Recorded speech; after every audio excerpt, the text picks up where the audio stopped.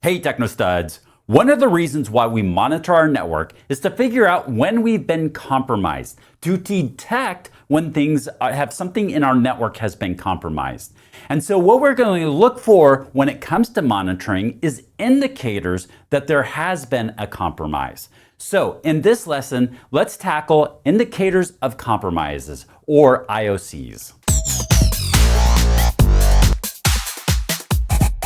An indicator is a sign. So when we say indicator of compromise, we're looking for signs that something has been compromised.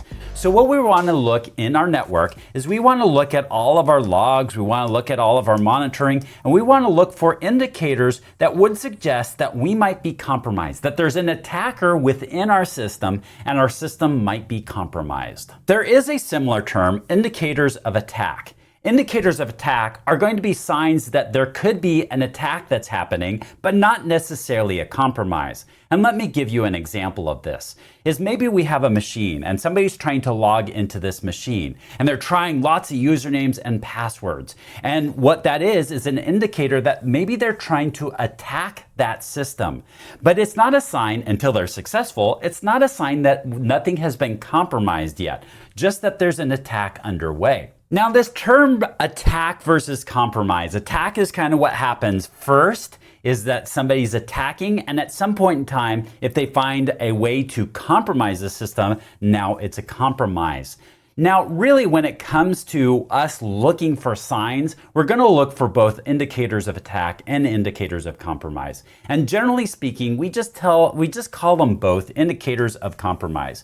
So while there is a technical difference between these two, generally speaking, we just call it an indicator of compromise. So how do we find these indicators of compromise? Well, it's going to be any of the methods that we use for monitoring could identify that there's been a compromise or an attack on our network. And we're going to be logging from all sorts of sources to see if there is any compromise anywhere on our network. Here are some different indicators of compromise. Now, this is not an exhaustive list. This is just a few of the indicators out there. And one of them is if there are accounts that are getting locked out. If somebody's trying usernames and passwords, what they could do is they could hit some sort of threshold and get locked out of a system. So it's a sign that somebody might be trying to do a brute force attack and try to guess a username and password. Also, if there's concurrent session logins.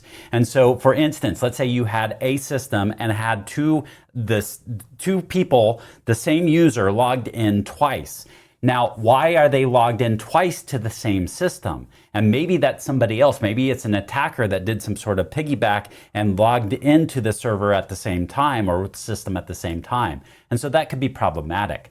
Now, if you find that you're maybe like this used to be more common where you had web browsers that would be taken over and then it would block certain content. So if there's certain content that's being blocked, perhaps there's some sort of malware on the system or other type of compromise. There's also this idea of impossible travel. If somebody logs in the United States and then 10 minutes later logged in from Asia, there's not really a possibility that somebody was actually in the United States, logged in, and then flew over to Asia and logged in over there in 10 minutes. So that's an impossible travel. So that would be an indicator that there are two different people using that same account. There's also resource inaccessibility. That is that sometimes services go down, and that might be because somebody's doing something like a denial of service attack. So it's a sign that there's an attack, a compromise that's happening. There's out of cycle logging. So we're going to want to look at to see, what are the trend lines and the usual trends during certain times. And if we see something that's extremely low or extremely high, we can identify that this could be a possible problem. And that includes resource consumption. So if we see like CPU usage that's going way up, way crazy high, or it was really low for that time, then maybe that's a concern. And then also if there's missing logs, one of the things that people will do, that attackers will do to cover their tracks is they'll go in and start deleting logs. So if you start finding that there's missing logs, that could identify that somebody's in there covering their tracks.